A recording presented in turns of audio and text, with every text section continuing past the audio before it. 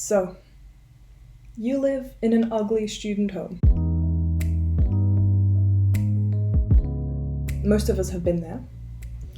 It's a world of weird linoleum floors and oddly orange wooden furniture sealed with some sort of very sticky, waxy material, and mattresses that you don't know how many people have slept on before, and you don't really want to know either. It's a magical time. I have had my fair share of student housings. I have lived in a sort of room with my own bathroom and a little kitchenette. I have lived in a shared flat with 3 other roommates that was also housed by the student housing organizations, where I shared a kitchen and a bathroom. I have also just lived in like a privately rented flat with 2 other students that I didn't know, where I shared a living room and a kitchen and a bathroom. And I have helped friends out who have lived in different types of student housing. And right now I live in student housing with my partner.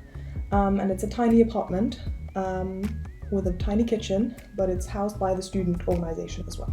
What I'm trying to say is I have not drilled a hole into a wall ever in my life, really. I have wanted to paint my walls. I have wanted to drill holes into my walls. I have wanted to actually decorate a place since I can remember, and I just haven't done it since I've become an adult, because I've lived in student housing. However, in this time of strife, I have learned a few tricks here and there in order to make a dorm room or flat feel a little bit less dormy. And I'm here to share them with you. So let's just get into it. My first tip actually already starts before you've even moved into your dorm, and this is something that I have used multiple times, is to not give up right away, right? You don't have to assume that just because you're moving into a dormitory that it is automatically terribly ugly. I mean, it probably will either way to some degree be ugly, but you're allowed to try to be a little bit picky. At least in the beginning, when you still have hope. So, what I would suggest is, once you have sort of figured out vaguely which place you might even just want to go to university in, even if you're not certain yet, even if you haven't gotten in yet, even if you're still in high school or even in middle school, if you have some idea of a few cities or one city that you know you would maybe like to live in at some point, look if they have a waiting list. Some places, especially in Scandinavia, where I'm from, there are very long waiting lists for student housing. And sometimes, for example in Sweden, they can be like multiple years long. So it can really be to your advantage if you already sign up for a waiting list for student housing a long time before you've even gotten into university. That's my first tip. The other tip is, look at the different options that there are.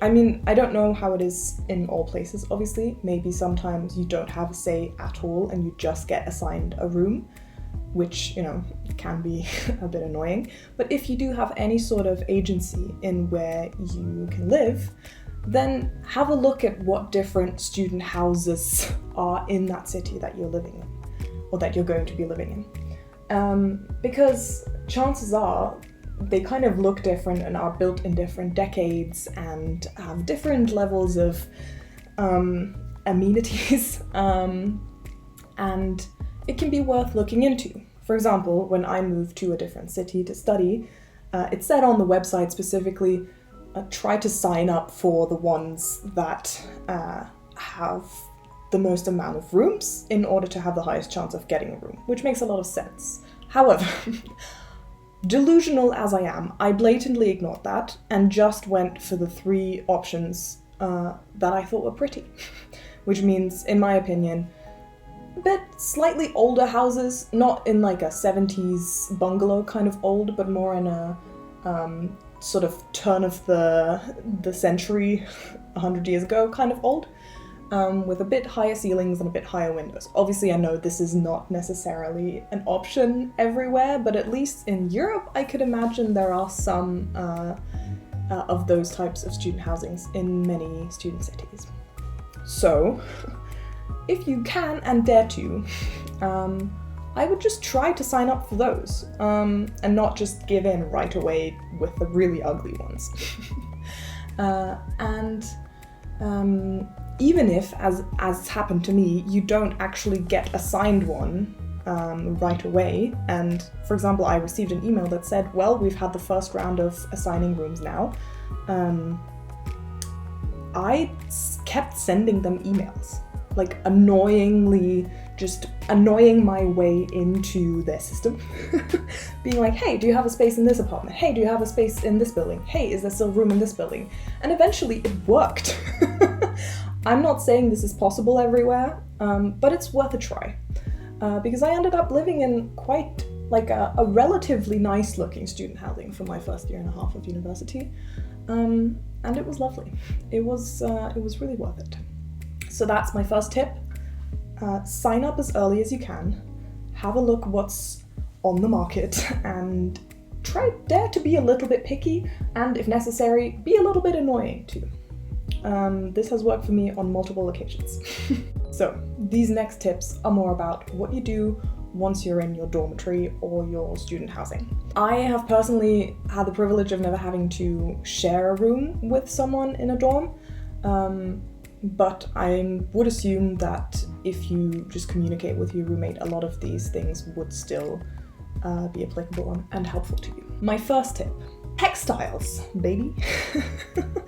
Textiles in a room is one of the easiest way to give a room a different feeling than just like the very plain sort of clinical looking, no personality kind of dorm, especially if it's already a furnished room and you have some furniture that you can't really do anything about.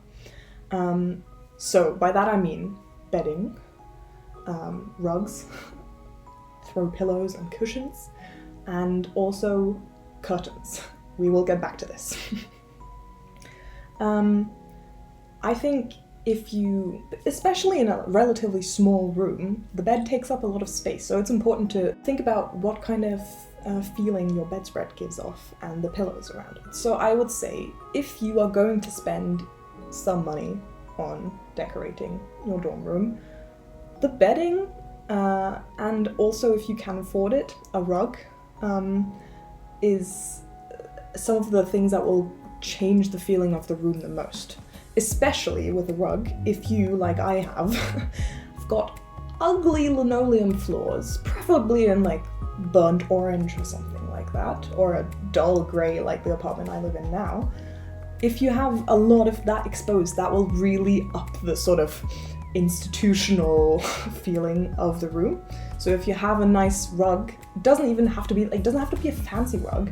They have some pretty cheap ones at like IKEA, places like that. You can also find secondhand rugs if you sort of see that the home they come from looks relatively clean and they haven't been, in a smoker's place and with lots of dogs and stuff. I think it should be possible to find a rug that is, nice enough. And that will honestly really change the feeling of the room, in my opinion. Because it just softens it up, it makes it less sort of echoey, and you also maybe feel a bit more invited to like sit on the floor sometimes, especially if you have people over and you don't have that much seating space. So I would say, if you're gonna spend some money, use it for textiles in the room. And it's also an easy thing to switch up. Buy 2 nice pieces of bedding. They don't have to be fancy as hell. It's possible to get some that are like relatively okay quality and like quite nice colors, and then just switch between those. Maybe get a nice throw pillow with a fun pattern, something like that. Third tip.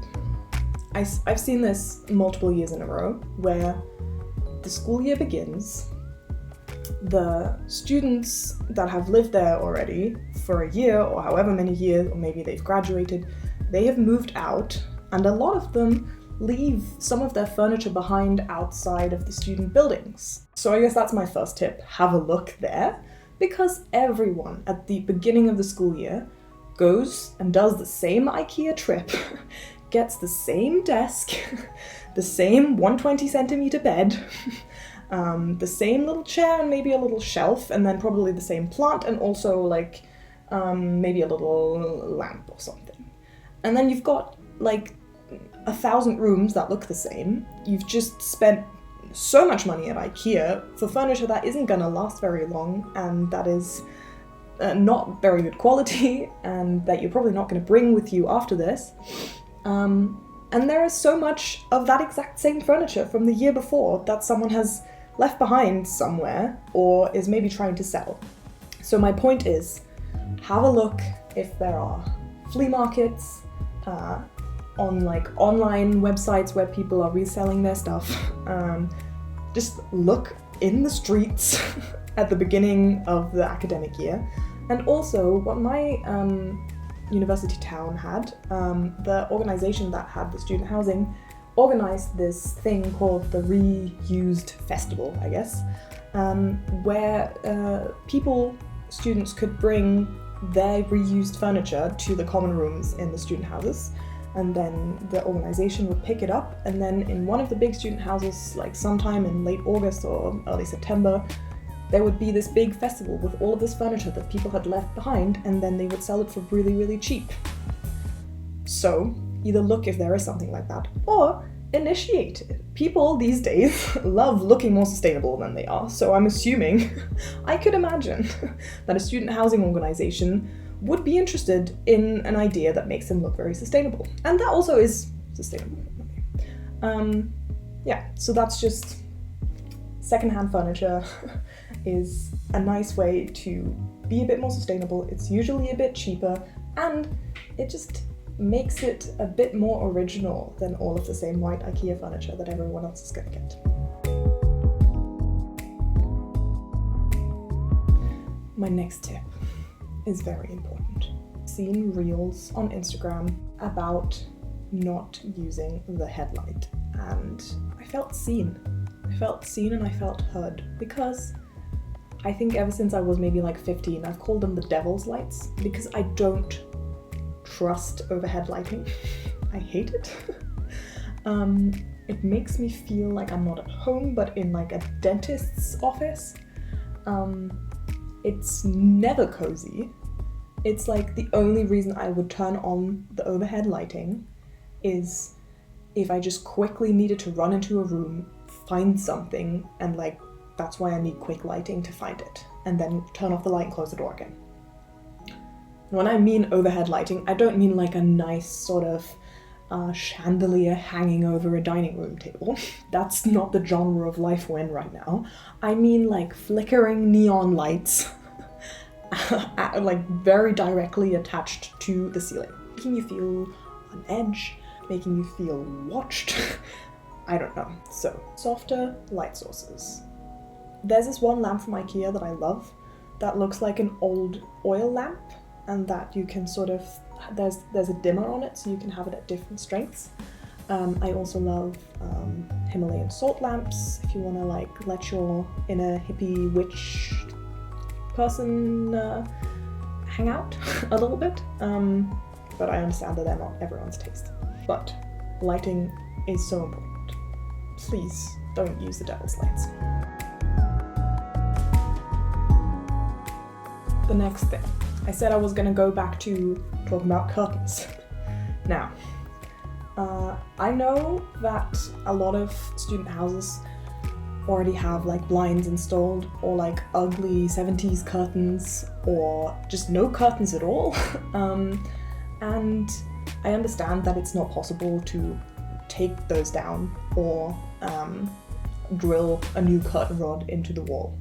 But if you have the option, and there is some sort of room to do it, you can take like these command hooks and stick those on the wall. I saw this in a Caroline Winkler video, and it's brilliant. They won't be usable curtains that you can actually pull in front of it, but They will make the room, first of all, feel less like a dorm room institution and also just feel softer. The window will feel a bit bigger. You can sort of add a touch of color if you would like, or you can keep it white, but it will sort of make it feel much more homey to have some curtains around the windows. And these don't need to be fancy. I think IKEA have very, very cheap curtains. I'm not necessarily advocating for getting everything cheaply at IKEA, but look in secondhand shops. Look if you have an old sheet, and like, you can even hand sew. You don't even have to hem it. No one is gonna look that closely. Just put some damn fabric around your window. Take some command hooks. I don't know, 3 or 4 will do. And then, like, either you attach some actual, like, curtain, I don't know what it's called, like this sort of curtain attachment, or you buy something that already has this, where there's, like, holes to hang things from. Or, like, freaking hot glue it, man. But, it really makes a difference to have some sort of curtain around the window, even if they're not usable. And if you already have a curtain rod and there's no curtains on them, please, for the love of God, put some curtains on there. Other types of furniture, like if you already have a furnished room and you don't have to buy any furniture, or you can't buy any extra furniture, what you can buy is plants and maybe a mirror, because a mirror will open up your space a little bit, brighten the space a little bit. It's handy to have a mirror. You can find really pretty looking ones. They become like a sort of piece of decor. What I do is I usually have a mirror like leaning on my desk against the wall, and then it sort of doubles as a vanity table. And you don't have to buy as big of a mirror, because then you kind of can buy like a half-sized mirror, because mirrors are also expensive. But I would really say that is one piece of furniture that I would recommend getting if you can. And I mean, my last tip, I think, is relatively obvious. Putting things on the walls, like art, like even a postcard from a museum gift shop, even like something you made yourself or a friend made, or I don't know, like basically anything on the wall will make it feel more homey. I think all of the things that make it feel more homey is like making it look like you've actually put some time and effort into living there, and not like just thinking, well, I'll only live here for a year or 2 or however long, so it's not worth putting energy into it. Because university is a stressful time. It can be kind of a lonely time, especially if you're moving to a new town and you don't have any friends yet. It's often a time in your life where you're sort of getting to know yourself in a new way, where you're starting to find your footing as an adult, and it's really important to have a room or a space that feels homey and where you can actually relax and be yourself and feel calm. So what I would lastly say is, even if you're only moving with one suitcase from where you lived before and into your dorm, if you can, bring like 1 or 2 small types of memorabilia, or your favorite book, or I don't know, your favorite mug, something, like even just 2 or 3 things that make you feel a little bit like home, because they really make a difference, especially in a small space, because then you see it. So you don't have to bring like all of your decor or go out and buy a lot of fancy decor. I think just bringing your favorite mug, your favorite book, and maybe, I don't know, some sort of teddy bear that you've had for a long time. I'm 25. So obviously I still have a teddy bear. And I don't know, just something, a few objects that you've maybe had for a long time and that you can bring to this new space. I think that really makes a difference in you already feeling a bit more at home. Those were my tips from someone who's lived in student housing in different shapes and forms. And I hope that they were somewhat helpful to you. And and good luck with making your dorm room look cozy and feel nice and homey to you. Have a good time at university, and have a good day.